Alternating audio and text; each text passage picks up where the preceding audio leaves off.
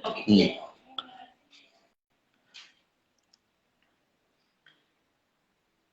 Halo Nuri. Halo Bang, Ya, udah aman ya sinyalnya ya? udah Udah. Suara aman ya? aman. Oke, oke. Nah, pada kesempatan siang hari ini, kami di Indonesian Institute Center for Public Policy Research kembali akan menyelenggarakan Policy Talks yang sekarang akan diisi oleh peneliti bidang ekonomi, Mbak Nuri, yang kebetulan akan mengangkat judul tentang pemulihan ekonomi dan juga pembatasan mobilitas di Indonesia ya. Karena kita juga melihat bahwa kecenderungannya hari ini mobilitas di masyarakat, khususnya misalkan di Jakarta saja itu udah sangat meningkat jauh ya. Dan kemudian apalagi ini kita akan menghadapi libur ya, libur Natal dan juga Tahun Baru. Nah, lantas juga bagaimana kaitannya dengan pemulihan ekonomi yang ini juga penting juga di sisi lainnya. Nah, pada kesempatan sore hari ini, kami juga mengundang kawan-kawan semua untuk juga hadir dan juga ikut uh, apa uh, ikut bertanya kepada Mbak Nuri terkait dengan tema yang diangkatnya pada kesempatan sore hari ini. Mungkin langsung aja Mbak Nuri ya, kepada waktu dan tempatnya mungkin bisa memaparkan sebagai pemantik diskusi pada sore hari ini terkait dengan tema yang telah saya sampaikan tadi. Waktu dan tempat, Mbak Nuri, silakan. Ya, sebelumnya apakah suara saya terdengar, Bang Anto? Oke, oke, terdengar, oke. Oke. Semoga teman-teman sekalian juga sinyalnya stabil sehingga bisa menyimak live kita sampai akhir nanti ya, Bang Anto. Baik, Ya, Assalamualaikum warahmatullahi wabarakatuh. Selamat datang teman-teman sekalian yang sedang menyimak live Instagram kami ya. Perkenalkan, nama saya Nurul Ficayani. Saya di sini sebagai peneliti bidang ekonomi di Indonesian Institute Center for Public Policy Research atau TII. Di sini saya akan memaparkan tema live Instagram kita pada sore hari ini, yaitu tentang pemulihan ekonomi dan pembatasan mobilitas masyarakat. Nah, yang kita bahas sekarang ini pertama-tama kita bahas tentang pemulihan ekonomi dulu ya.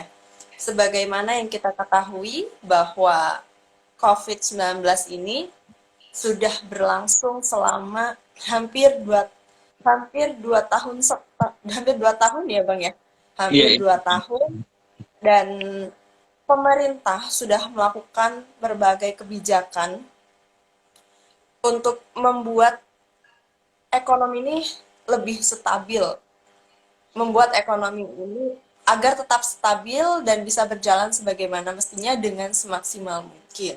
Nah, salah satu kebijakan yang dikeluarkan adalah pemangkasan dan pengalokasian anggaran, pemangkasan dan pengalokasian anggaran untuk sektor-sektor yang paling membutuhkan. Kemudian, pemerintah juga sudah menyiapkan sebuah kebijakan yang dinamakan pemulihan ekonomi nasional. Kebijakan itu adalah kebijakan fiskal yang kontraktif, yang ekstraktif maksudnya. Ekspansif. Ekspansif kan untuk memberikan stimulus kepada perekonomian agar tetap berjalan. Nah, sampai detik ini, laporan monitoring dan evaluasi penanganan COVID-19 dan pemulihan ekonomi nasional 2021 yang dibuat oleh tim monitoring dan evaluating pelaksanaan kebijakan PEN 2021 oleh Kementerian Keuangan, data terakhir tanggal 29 Oktober 2021 menyebutkan eh, pengalokasian dana PEN ini sudah mencapai 60,1% dari total. Total anggarannya adalah sebesar 744,7 triliun. Itu uang semua 744,7 triliun. Atau yang sudah direalisasikan, sudah digelontorkan, sudah beredar di masyarakat itu sebesar 447,93 triliun.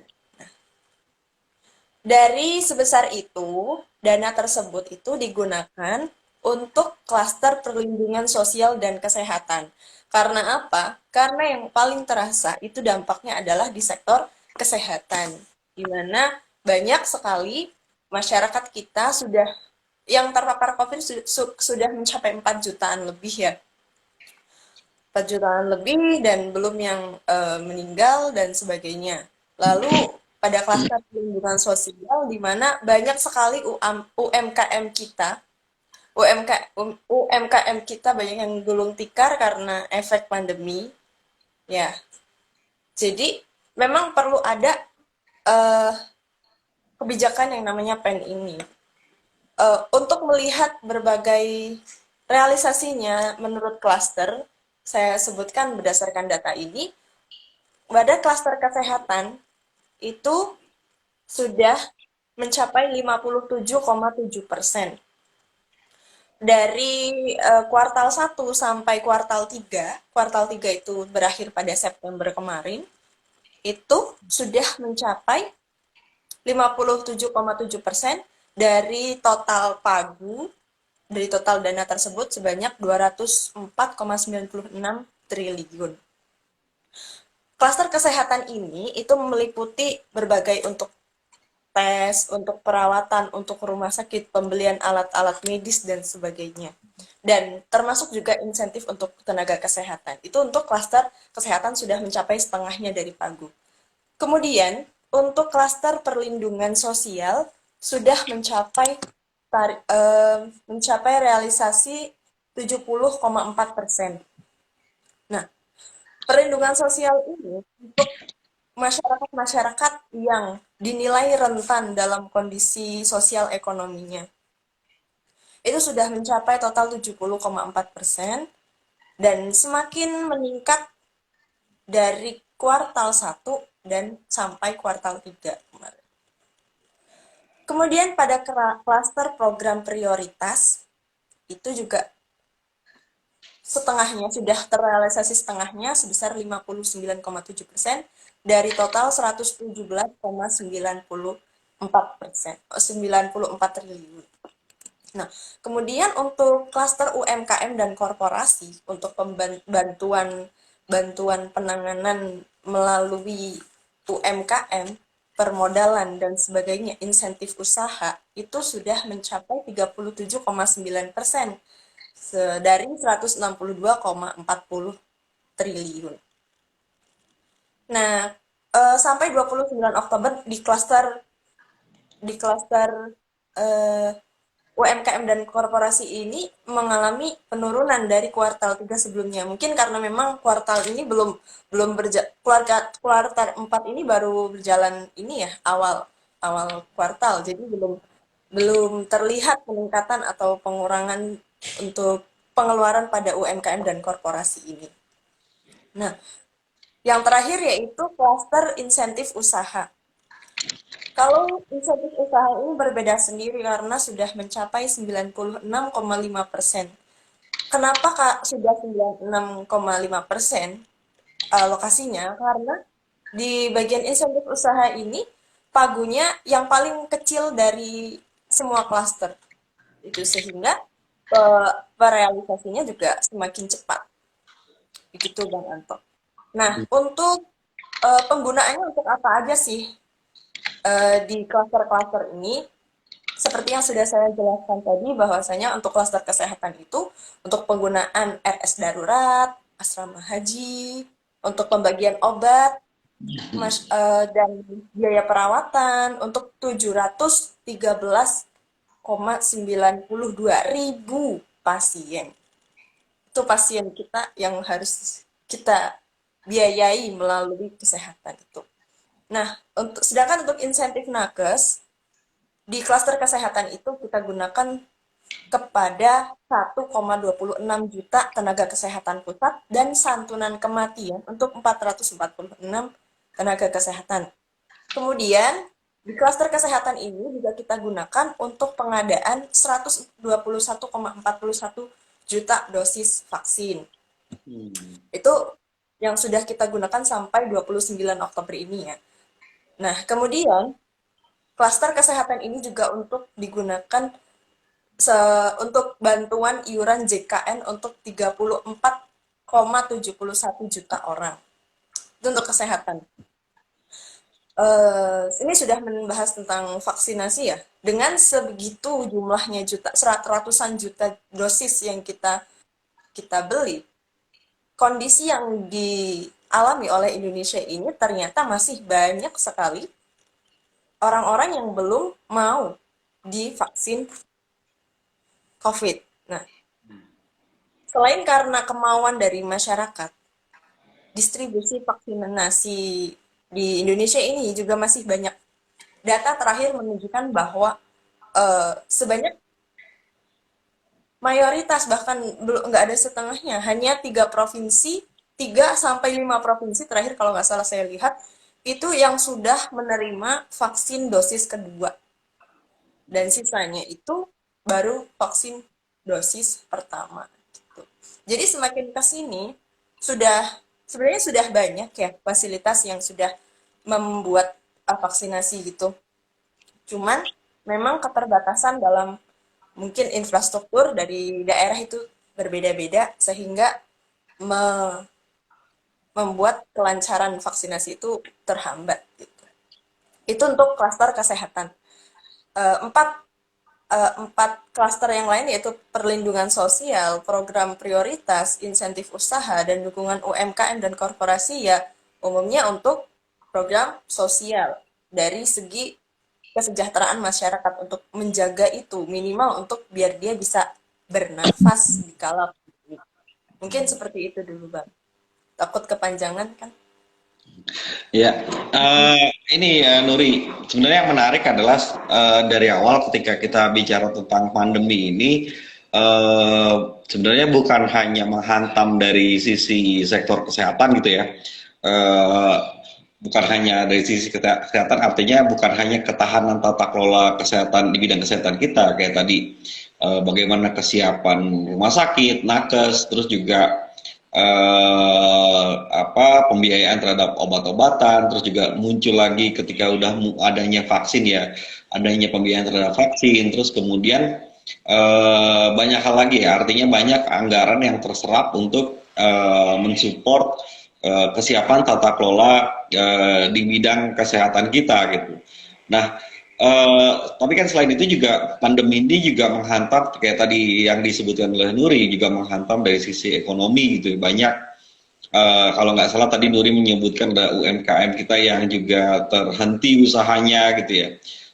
Dan juga kemudian mungkin ada pemutusan hubungan kerja gitu ya di industri-industri tertentu yang itu juga memunculkan permasalahan gitu di bidang ekonomi. Nah, kalau menurut Nuri melihat hal ini, apakah apa yang di kebijakan PEN ini udah sesuai? Artinya bukan, artinya apakah sudah cukup me, apa ya, dalam tanda kutip menjadi solusi lah untuk mengobati ya, setidaknya mengobati persoalan dari yang tadi saya sebutkan itu.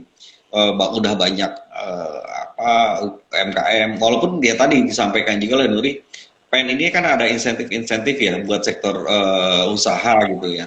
Uh, apakah sudah terlihat gitu dari indikator-indikator ekonominya apakah ada pertumbuhan ataupun ada geliat untuk masyarakat mengkonsumsi lebih banyak gitu, berkonsumsi, peningkatan konsumsi kan juga bisa dilihat sebagai indikator bagaimana ekonomi bergeliat kan seperti itu. Nah, bagaimana Nuri melihat ini gitu? Apakah PEN ini sudah terserap dengan baik? Ya intinya seperti itu, terserap dengan baik di masyarakat atau memang ini masih ada kendala-kendala? Jika ada kendala, apa yang Nuri lihat kendalanya gitu? Ya, Terima kasih Bang. Nah, kalau menurut saya PEN ini dari berdasarkan realisasi yang sudah terjalankan itu sudah cukup menjadi solusi untuk mengobati eh, kendala-kendala tersebut. Nah, kalau misal kita lihat pertumbuhan ekonomi dari awal pandemi, dari kuartal 2 2020, itu kan perekonomian kita itu tumbuhnya terjun, terjun gitu. Dari Mhm. berapa hingga berapa itu sampai minus. Nah, kemudian pada Desember yang mulai PEN ini mulai terrealisasi itu perekonomian kita sudah menunjukkan eh, pertumbuhan yang positif gitu. Kalau berdasarkan data, kita lihat aja datanya, itu sudah sebenarnya itu sudah menunjukkan bantuan bantuan untuk perekonomian kita tetap positif ya. Itu bisa kita lihat dari situ. Namun untuk seberapa besar pengaruhnya, berapa persen dan sebagainya itu kita perlu melakukan sebuah riset, sebuah mini perhitungan sederhana menggunakan regresi mungkin itu kita bisa melihat berapa persen pengaruhnya di situ gitu Bang. Kalau menurut saya sudah terrealisasi. Nah, untuk UMKM dan korporasi itu dari semua klaster yang paling sedikit, yang paling kecil realisasinya itu bagian dukungan UMKM dan korporasi. Nah, manfaat dari PEN ini untuk UMKM diantaranya adalah sebagai bantuan pelaku usaha mikro atau BPUM sebesar 12,71 juta usaha. Kemudian eh, bantuan juga untuk 2,24 juta UMKM dan 36 korporasi. Kemudian ada penempatan dana bank dengan total penyaluran kreditnya sebesar 450 triliun kepada 5,44 juta debitur. Jadi kredit sudah digelontorkan sebesar untuk 5,44 juta yang calon pengusaha itu. Mhm. Kemudian subsidi bunga dan bantuan PKL kepada 866,11 ribu usaha gitu Bang. Mhm. Nah, untuk UMKM ini saya tidak tahu mengapa kok realisasinya paling kecil. Apakah mungkin ini disebabkan kemungkinan besar dikarenakan oleh rumitnya pengajuan yang dilakukan untuk para pengusaha gitu. Itu masih terkendala di situ sih Bang, menurut saya. Artinya masih ada kendala serapan untuk UMKM ini karena eh, apa proses-proses proses pengajuannya yang masih rumit ya, artinya sehingga Iya, itu kurang betul. serap gitu ya dari anggaran tersebut ya kan. Dan memang juga kalau melihat dari sisi data juga mungkin bisa jadi UMKM kita yang existing berapa, yang ya yang datanya juga berapa juga kita juga belum tahu juga kan gitu kan. Nah, ini yang butuh juga eh, perubahan dari pemerintah agar supaya pendataan terhadap UMKM mungkin lebih lebih bisa didata dengan baik lagi sehingga sasarannya itu bisa tepat gitu dan Iya, bagaimana betul. memberi bantuan tersebut juga atau insentif tersebut tidak dengan sesuatu hal yang agak rumit kan gitu kan. Dan itu menjadi permasalahan memang gitu. Dan ya, kalau bicara tentang pemulihan ekonomi ini kan memang juga apalagi di tengah pandemi ya, ini juga berkaitan dengan apa ya, kondisi pandemi itu sendiri gitu. Eh, saya baru baca di kondisi di negara-negara lain gitu ya, khususnya misalkan di Eropa yang sekarang lagi meningkat, itu ternyata udah sampai kalau di Jerman ada satu berita yang menyampaikan di sana sudah terjadi gelombang keempat gitu ya. Sebelumnya kan memang di Eropa khususnya kan sempat me, tidak membuat sesuatu aturan yang ketat gitu ya dan agar supaya ekonomi juga cepat pulih kan gitu kan. Nah, jika dikaitkan dengan tema pada sore hari ini gitu ya terkait dengan mobilitas, nah ini menurut Nuri seperti apa ini kondisinya? Mungkin lihat mobilitasnya dulu, lalu dikaitkan dengan pemulihan ekonomi juga bisa, nanti Nuri bisa sampaikan. Mungkin gitu dulu Nuri. Oke, berarti kita sudah masuk ke pembahasan selanjutnya ya Bang tentang pemulihan ekonomi. Pembatasan aktivitas masyarakat ya Bang. Hmm. Mm. Nah, kan kalau di Eropa itu kan sudah mulai masker sudah jarang dilihat oleh eh, orang-orang sudah jarang memakai masker kalau kita lihat YouTube orang di luar negeri itu kan ya Bang. Nah, Hmm. itu juga apa salah satu kebijakan yang dilakukan oleh pemerintah luar negeri gitu untuk memulihkan ekonomi karena di luar negeri juga vaksinasi di sana dinilai sudah hampir 100%, sudah dilakukan secara 100% sehingga pemerintah itu percaya untuk melakukan pelonggaran terhadap aktivitas. Berbeda dengan Indonesia yang waktu kuartal 3 ini dia malah kasusnya semakin naik gitu kan. Jadi terpaksa dibuatlah kebijakan untuk melakukan PPKM level darurat dan berbagai level di daerah lain untuk di Jawa kan darurat gitu. Tuh, Bang. Nah, itu juga kalau menurut data lagi itu juga ternyata menekan angka kasus COVID. Tadinya tinggi, sekarang sudah mulai pelonggaran di antara bulan September, Oktober, November, masuk ke November ini sudah mulai aktivitas masyarakat sudah mulai terlihat gitu. Mulai rame bandara mulai rame, terus stasiun rame, terminal juga rame, bahkan tempat-tempat umum seperti UMKM sudah mulai untuk makan di tempat secara kapasitas 100%. Dan karena saya pengguna busway ya, Hmm. jadi di busway itu sudah mulai dicopot dicopot tanda silang tidak boleh duduknya. Jadi semuanya sekarang kapasitasnya 100% gitu Bang. Dan seperti itu saja, alhamdulillahnya ternyata pertumbuhan ekonomi di kuartal 3 pada saat pemberlakuan pembatasan kegiatan masyarakat itu sudah menunjukkan pertumbuhan walaupun lambat mengalami perlambatan, tetapi tetap dalam kondisi yang positif. Gitu Bang, stabil. Oke, oke.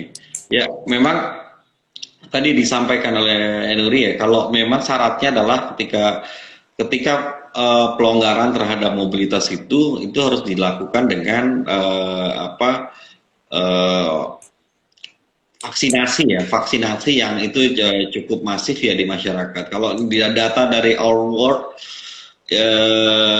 terkait dengan vaksinasi di Jerman ini per 10 November kalau tidak salah ini ada sekitar 9 November sorry 9 November itu ada sekitar 6 di dosis satu aja ada 69,7% dari total populasinya, dan juga jika divaksinasi lengkap itu ada sekitar 67%. Artinya memang udah jauh di atas Indonesia yang baru sekitar 46% gitu untuk di dosis pertama, dan juga di 28% di dosis kedua. Dan itu kan memang menjadi sebuah ya mungkin bisa jadi apa yang terjadi di Eropa gitu ya, itu bisa menjadi khususnya di Jerman gitu ya, itu bisa menjadi alarm juga kalau menurut saya bagi pemerintah kita gitu, kalau misalkan di Jerman saja yang itu udah sampai sekitar 70% lah, hampir mendekati 70% baik di dosis pertama dan dosis kedua,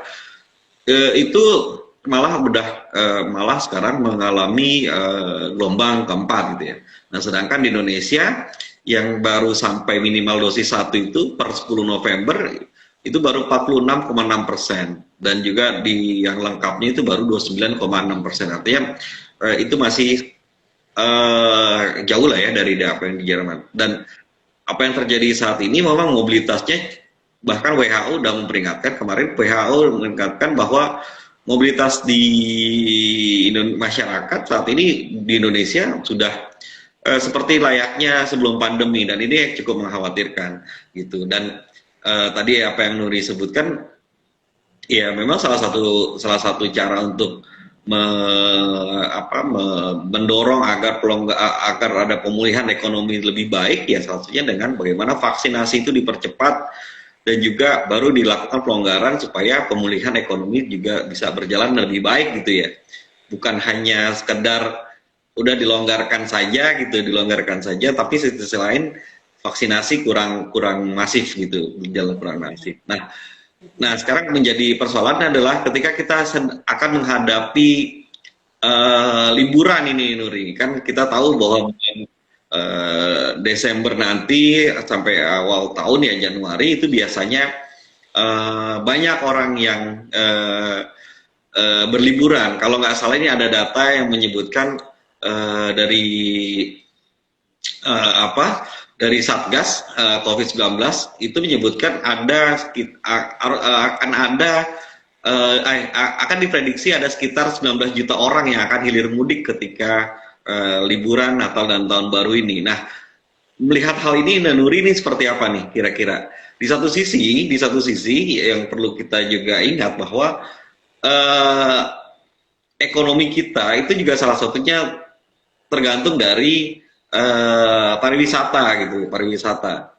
Beberapa waktu yang lalu sempat ada sesuatu hal yang menarik ketika ada perdebatan PCR itu naik pesawat harus PCR kan seperti itu. Tapi tiba-tiba sekarang antigen kan, untuk misalkan dan ini kan memang menggambarkan bahwa sebenarnya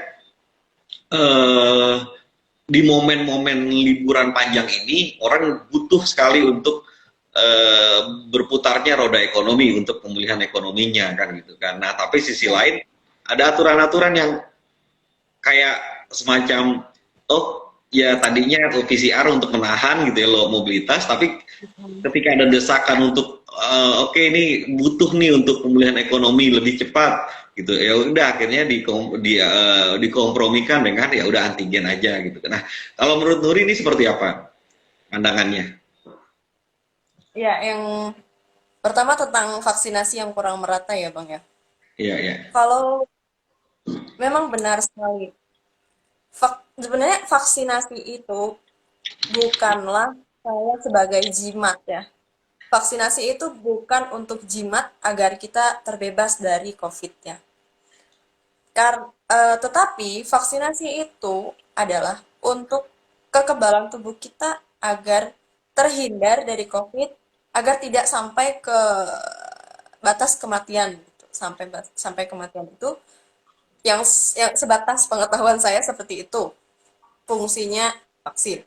Namun di Indonesia ini lambat laun vaksinasi ini hanya sebagai sebuah kartu untuk bisa mereka memudahkan dalam bepergian gitu.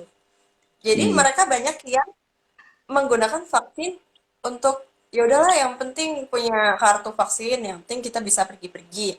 Vaksin untuk berwisata gitu.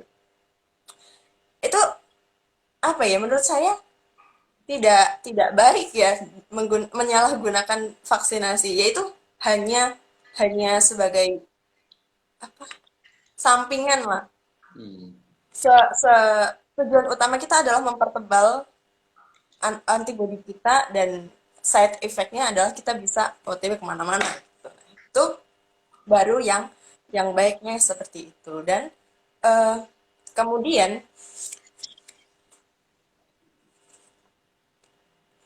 fasilitas vaksinasi itu juga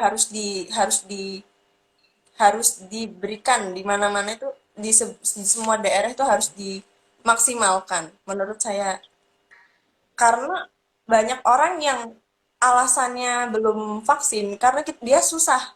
Jadi masih gratisnya vaksin itu membuat dia bingung nih. Di mana ya yang kita sedia vaksin dosis 1? Karena kebanyakan orang yang yang sudah menyelenggarakan vaksinasi dosis pertama itu kan dia sudah menyediakan vaksinasi dosis kedua. Jadi yang vaksin dosis satu mereka yang belum dapat ya udah gitu ketinggalan gitu bahasanya gitu. Jadi memang kita harus punya yang namanya pos untuk khusus vaksin. Vaksin dosis satu sebelah sini, vaksin dosis kedua sebelah sini gitu deh. Dan itu harus tempatnya harus strategis. Setiap daerah, setiap wilayah harus memilikinya. Nah, kemudian untuk kebijakan yang PCR itu ya Bang ya. Hmm. Kalau kebijakan PCR itu sebenarnya awalnya kan apa ya? Menurut saya untuk mengubah mengubah keputusan konsumen. Mahalnya tes PCR itu kan bisa menekan mobilitas masyarakat. Karena kita kan orang kalau di teori ekonomi kan untuk memilih ya. Mhm. Jadi kalau meminimalisir daripada kita bayar PCR mahal-mahal, mending kita nggak usah kemana-mana gitu kan. Juga. Logika Gitu. orang-orang ekonomi kan seperti itu itu. Nah, Mhm. maksudnya si pemerintah seperti itu. Namun dampaknya itu ternyata yaitu karena membatasi mobilitas masyarakat, jadi pasar pasar yang pasar misalnya yang ditetapkan tes PCR ini kan industri pesawat terbang ya Mhm. yang kemarin terakhir gitu. Nah, pasar tenaga kerja ini karena turunnya permintaan dari masyarakat kan jadi ini ya, jadi bermasalah kan. Jadi Mhm. mereka pendapatannya menurun dan sebagainya. Eh, Termasuk dengan supply chain gitunya, rantai pasok dari ke ini ke bandara. Misal kita naik jadi kan kita kalau mau ke bandara naik taksi tuh, nah, sampai situ-situnya juga berdampak. Iya, iya, betul. Itu harus dikaji ulang, dan kemudian jadilah sekarang ini hanya tes rapid antigen. Cuman resiko yang akan kita hadapi adalah lonjakan mobilitas masyarakat yang semakin parah, apalagi nanti bakal ada tahun baru dan Natal. Hmm. Ya, tidak menutup kemungkinan bahwa kita semua membutuhkan membutuhkan eh, sebuah refreshing karena penatnya bekerja selama 1 tahun terakhir mungkin ya, seperti itu. Tapi kalau menurut epidemiolog, Hmm. nah kemarin saya catat waktu baca-baca itu Ibu Mas Daline Pane dari Epidemiologi Indonesia, lonjakan COVID-19 ini bisa dicegah dengan cara 3M. Hmm. 3M, 3M atau 5M yang eh, apa? Paling baik. Yang menjadi patokan ya. Itu menjaga jarak, mencuci tangan, memakai masker dan sebagainya. Bukan dengan tes PCR. Jadi tes PCR itu tidak bisa mencegah lonjakan COVID, tapi yang bisa mencegahnya adalah 3M, terutama untuk perjalanan domestik. Gitu Bang. Hmm. Hmm. Hmm. Hmm. Ya kalau dilihat dari sisi tes sendiri kan kalau misalkan tes yang dilakukan memang memang masif ya, artinya kalau kita lihat data harian dari Satgas kita lihat juga di atas 200.000 gitu ya per hari gitu. Baik itu dari PCR dan juga antigen gitu ya. Dan memang kalau dilihat ya memang sekarang ini Indonesia kalau di datanya emang ya udah cukup menurun jauh kan gitu kan kasusnya kan gitu dan memang ada pelonggaran akhirnya ketika kita bicara tentang bagaimana tadi ya pemulihan ekonomi. Tapi memang yang harus diwanti-wanti adalah ketika pelonggaran ini ternyata dianggap atau membuat masyarakat menjadi euforia kan gitu kan, menjadi euforia dan akhirnya eh, melalaikan protokol kesehatannya akhirnya dan itu menjadi persoalan kan gitu. Nah, nah, oh iya, saya juga ingin menyampaikan kepada kawan-kawan semua yang hadir pada kesempatan sore hari ini, mungkin bisa juga bergabung. Kalau ingin ada yang bertanya ke Nuri, bisa menuliskan di kolom komentar ya. Bisa menuliskan di kolom komentar terkait dengan tema kita pada sore hari ini, yaitu pemulihan ekonomi dan juga pembatasan mobilitas masyarakat.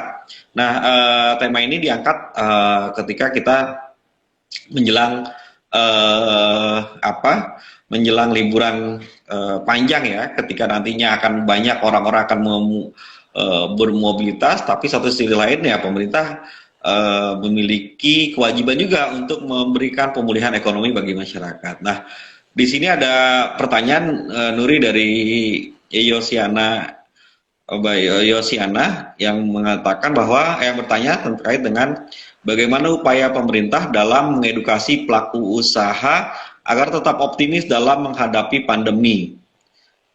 Itu dari Yosiana. Mungkin langsung aja Nuri Oke, jawab pertanyaan itu. oke. Mm-mm. Terima kasih saudari Yosiana. Kebetulan Yosiana ini kawan seperjuangan saya, Bang. Mm. Bagaimana cara kita mengedukasi pelaku usaha agar tetap optimis dalam menghadapi pandemi ini? Oke, terima kasih atas pertanyaannya, luar biasa ya. Cara kita mengedukasi pelaku usaha. Nah, saat ini tuh banyak sekali ya platform yang sudah ramai karena pandemi. Salah satunya media sosial TikTok ya. TikTok sekarang udah ramai banget oleh para pengusaha, para UMKM dan sangat dimanfaatkan dari situ. Nah, cara kita mengedukasi para pelaku usaha ya kita ajak mereka, kita kasih saran ke para pelaku UMKM untuk tetap optimis, untuk tetap ya gimana ya, jiwa wirausaha. Kalau misalnya memang dia memiliki jiwa wirausaha, dia akan tetap berusaha, dia akan tetap gimana caranya biar tetap bernafas di tengah pandemi. Caranya dengan memberikan masukan, coba ya, dengan apa digital ekonomi. Gitu.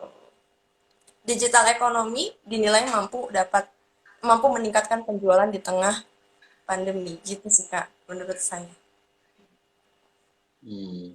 Oke. Kalau teman-teman yang lain yang biasanya ikut live punya jawaban lain, boleh kita diskusi. Ya, ya, ya. Eh itu Mbak Yosiana ya. Tadi jawaban dari Nuri. Nah, tapi menarik gini Nuri. Selain itu kan sebenarnya selain dari motivasi seperti itu kan harusnya ada insentif ya, insentif yang dilakukan oleh pemerintah gitu ya. Dan juga bagaimana sih sebenarnya eh, kan memang platform sekarang gini, ketika masuk ke pandemi banyak platform-platform digital yang menawarkan layanan ya bagi UMKM agar tetap bergerak usahanya gitu ya. Tapi juga sisi yang lain kan memang eh, pasokan atau rantai pasoknya itu tetap berjalan juga kan gitu kan. Selain juga rantai pasok, problemnya adalah di sisi konsumennya juga gitu. Jadi konsumennya juga tetap ada, tersedia gitu ya. Dan juga rantai pasoknya juga Aman. cukup untuk menyediakan produk-produknya yang dihasilkan kan gitu. Nah, kalau menurut Nuri nih, ini menurut Nuri, eh, UMKM yang seperti apa sih yang existing sekarang gitu loh. Artinya yang apakah yang ada sekarang itu adalah UMKM yang reseller atau memang yang memiliki ataupun memproduksi produk-produk jadinya kan itu kan. Karena kan berbeda kalau kita melihat seperti itu ya ketika yang kalau misalkan di apa platform digital seperti itu mungkin dia menjual barang ya, apa menjual lagi barang-barang dagangan tapi yang memproduksi barang apakah masih bertahan sampai sekarang atau gimana kalau menurut Nuri? Oke, terima kasih. Nah, kalau menurut saya, kemarin saya baru mengikuti webinar ya, judulnya Saya lupa judulnya, intinya dia membahas UMKM yang sedang in dan sedang malah dia lebih bersinar gitu di dalam pandemi ini. Kalau ditanya UMKM yang tetap bertahan di kala pandemi ini itu yang di sisi dia hanya menjualkan atau yang dia juga memproduksi, jawabannya adalah yang masih bertahan itu UMKM yang dia juga memproduksi gitu. Hmm. Jadi kalau yang reseller kebanyakan sudah apa ya, dia berpikir untuk mengganti usaha dengan usaha lain nih, Hmm. seperti bisnis makanan kan. Hmm. Saat pandemi kan melonjak tinggi ya. Kalau reseller seperti pakaian dan sebagainya itu turun. Nah, Hmm. UMKM yang dia juga memproduksi ini, kenapa dia masih bertahan? Bukan hanya karena rantai pasoknya juga dia lancar gitu, tetapi dia juga melakukan pemangkasan dengan karyawannya seperti yang dijelaskan di awal tadi, seperti ada PHK untuk beberapa pegawainya atau bahkan seluruh pegawainya itu di PHK dan dia bergerak sendiri seperti itu, Bang. Jadi Hmm. memang ada apa ya, namanya pasar pasti ada keluar masuk penjual gitu. Kecuali dengan pasar modal. Oke, oke. Oke. Nah, kalau yang dilihat ya sekarang ya, Nuri, terkait dengan ini kan, ya balik lagi, ini kan kita bicara soal tadi ada yang terlewat kayaknya. Ya, ya bagaimana sih sebenarnya sektor sektor sektor pariwisata kita. Kalau kita bicara tentang mobilitas penduduknya, artinya di liburan panjang ini banyak masyarakat itu kan akan berada di lokasi-lokasi wisata gitu kan. Nah, lokasi wisata itu kan ini kan tidak jauh kita bicara tentang dari bidang pariwisata ya gitu, dan salah satunya adalah eh, apa di bidang pariwisata ini merupakan salah satu eh, bidang yang menghasilkan banyak devisa atau pendapatan bagi negara kita. Nah, menurut Nuri ini seperti apa nih? Apakah sektor pariwisata kita memang sudah sangat, artinya gini, ini dibutuhkan pelonggaran gitu karena pariwisata kita membutuhkan pemulihan ekonomi supaya lebih baik lagi kan gitu kan. Nah, dan juga diupayakan agar ketika pariwisata naik, pendapatan masyarakat sekitar juga menaik, kan ekonomi akhirnya bisa pulih. Nah, kalau menurut Nuri seperti apa nih? Tadi ada yang miss call, jadi agak kecil suaranya. Kalau menurut saya, ini pariwisata ya, Bang. Untuk Hmm. wisata domestik, saya kira itu belum siap dalam menerima apa ya, para tamu, para apa namanya ya, pengunjung lokal itu belum sepenuhnya siap, belum belum semua itu memberikan fasilitas yang bisa seperti 3M sesuai anjuran pemerintah gitu. Apalagi kalau di tempat terbuka itu memang dinilai mudah untuk melakukan social distancing gitu ya. Cuman Hmm. kan itu secara luas apa ya bahasanya ya. Se- Tetap walaupun di outdoor itu bisa social distancing, cuman kerumunan itu tidak bisa dihindarkan gitu kalau menurut saya Hmm. kalau di wisata domestik gitu. Cuman Hmm. kalau ukurannya adalah wisata internasional seperti di Pulau Bali, itu dipercaya bisa memulihkan kembali perekonomian daerahnya gitu. Karena kembali lagi vaksinasi sudah full 100%. Saya lihat terakhir Pulau Bali sudah 100%. Begitu. Dan memang pariwisata itu menyumbang PDRB itu yang cukup besar ya. Penyumbang selain industri pertanian dan industri pengolahan gitu. Hmm. Itu pariwisata yang besar. Nah, tetapi kita juga nggak boleh abai hanya karena kita pengen memulihkan ekonomi dengan mengundang semua wisatawan untuk masuk ke Indonesia atau bahkan membuka wisata domestik kita. Kita nggak boleh abai gitu. Tetap harus aturan prokes itu harus dilaksanakan. Kalau kita tidak mau melakukan PPKM lagi gitu. Ini nanti ketika apa namanya ketika liburan setelah ada Natal dan Tahun Baru ini tidak menutup kemungkinan untuk kita PPKM lagi gitu kan, Iya, karena mungkin dikhawatirkannya seperti itu ya. Jadi memang ketika ada pelonggaran, pemerintah tidak tegas mungkin ya, dan juga kurang memberikan sosialisasi dengan masif pentingnya vaksinasi dan juga apa menjalankan protokol kesehatan dengan tegas. Mungkin bisa jadi akan ada dikhawatirkan akan muncul gelombang ketiga gitu ya.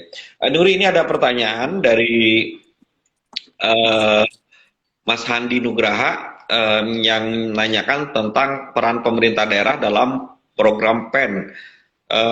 Apakah sudah signifikan atau bagaimana?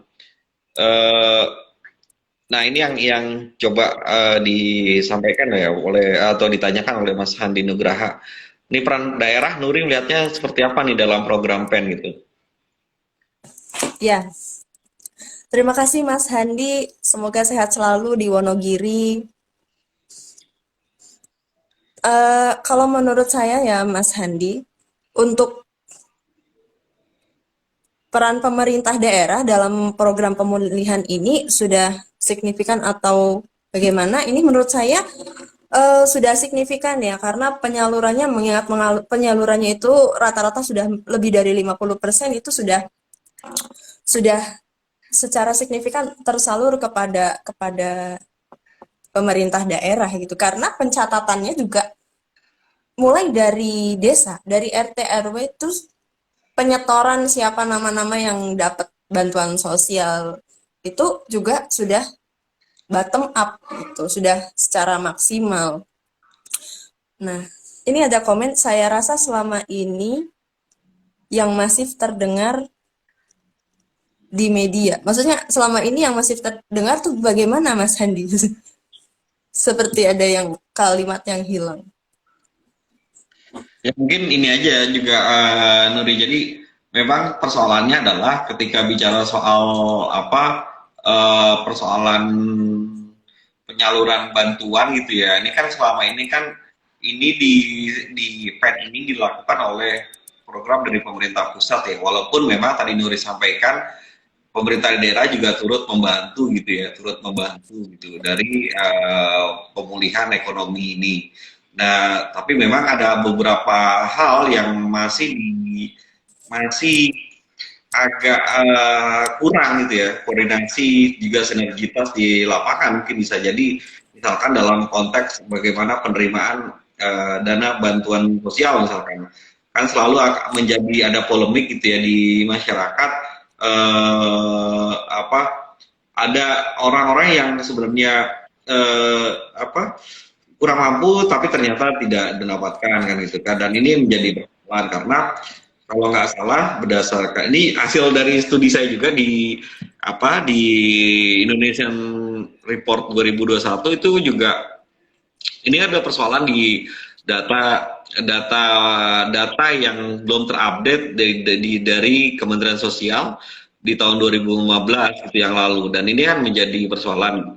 Nah, tadi Nuri udah menyampaikan juga seharusnya kan memang ini data yang bottom up ya, artinya pemerintah daerah peran-perannya harus ada di sini gitu dan memang harus ada koordinasi dan sinergitas dari pemerintah daerah dan pemerintah pusat untuk bisa menjalankan program-program ini secara baik ya dan tepat sasaran itu terutama bagi bantuan sosial karena ini dibutuhkan oleh masyarakat kita yang terdampak oleh pandemi itu secara langsung. Nah, mungkin juga bisa jadi ke depan ya kita juga kami sebagai lembaga think tank dan juga mungkin juga kawan-kawan semua juga terus ingin terus mengingatkan juga ya bagi pemerintah baik pusat dan daerah agar juga tetap terus apa ya, menjalankan peran-perannya ya untuk supaya pemulihan ekonomi juga tetap berjalan, tapi juga tidak meninggalkan sisi kesehatan gitu ya, kebijakan kesehatan yang itu menjadi sebuah dasar gitu ya, bagaimana pemulihan ekonomi bisa berjalan. Jadi kalau misalkan sektor kesehatan ditinggalkan, ini akan menjadi persoalan. Ini saya juga melihat dari perbandingan data ya dari yang tadi saya ambil di our world data, our world in data, ini juga menunjukkan bagaimana jadi di tingkat ASEAN aja kita masih kurang ya, ya walaupun kita tidak bisa membandingkan secara langsung gitu ya dengan jumlah penduduknya, tapi terlihat bahwa di beberapa negara itu juga masif gitu ya tentang bagaimana vaksinasi sudah berjalan gitu. Udah ada yang sampai di ASEAN itu ada Malaysia, bahkan di Singapura udah sekitar sampai 80%. Saya tidak melihat dari sisi jumlah populasinya, tapi bagaimana pemerintah yang memiliki komitmen dan untuk mendorong masyarakatnya untuk mau ikut vaksin kan itu kan. Hingga saat ini kan kalau kalau saya dalam pandangan saya ya banyak orang juga yang masih belum belum ikut vaksin gitu ya di Indonesia kan gitu kan mungkin karena ada persoalan sosial informasi yang disampaikan itu belum baik kan gitu kan atau juga juga terjadi karena apa uh, ada informasi-informasi yang mengatakan bahwa oh vaksin ini A dan B dan banyak masalahnya kan itu kan. Nah ini ada Mas Handi lagi nih. Mas Handi mengatakan setuju sekali bahwa salah satu kendala penyaluran bantuan sosial adalah data tidak terupdate. Banyak sekali di daerah penduduk miskin yang tidak tercover karena masalah pendataan. Iya, yang itu yang menjadi salah satu persoalan kita kan gitu kan. Data yang tidak terupdate dan ini menjadi pandemi ini menjadi Sinkronisasi ya Bang ya. ya sinkronisasi dan juga eh, apa updating data yang tidak belum berjalan baik dan ini menjadi sebuah apa ya pembelajaran mungkin bagi kita semua ya mungkin bukan hanya di Indonesia tapi di banyak negara pembelajaran terkait bagaimana kita menghadapi satu masalah besar itu terkait dengan kesehatan dan itu akhirnya merubah banyak aspek ya dalam kehidupan kita kan gitu kan dan ketika bicara tentang apa sih yang harusnya dilakukan oleh pemerintah dan bagaimana kebijakan-kebijakan yang harus diambil ternyata kita banyak yang belum siap gitu dan belum siap misalkan termasuk dengan bagaimana mengeluarkan regulasi-regulasi yang itu menjadi payung bagi pengambilan apa ya pengambilan putusan yang baik di lapangan kan gitu kan. Nah karena regulasinya itu ternyata ya ini tidak mengcover dari sisi ketika kita menghadapi kondisi pandemi saat ini kan kan. Nah ini yang menjadi persoalannya. Nah ini kita udah di penghujung waktu nih di acara Policy Talk kali ini. Nuri mungkin ada closing statement yang ingin disampaikan terkait dengan pemulihan ekonomi dan juga eh, pembatasan mobilitas Pembatasan. di masyarakat. Oke, sebelum saya closing statement, saya juga ingin menanggapi eh, apa pendapatnya Mas Handi ya.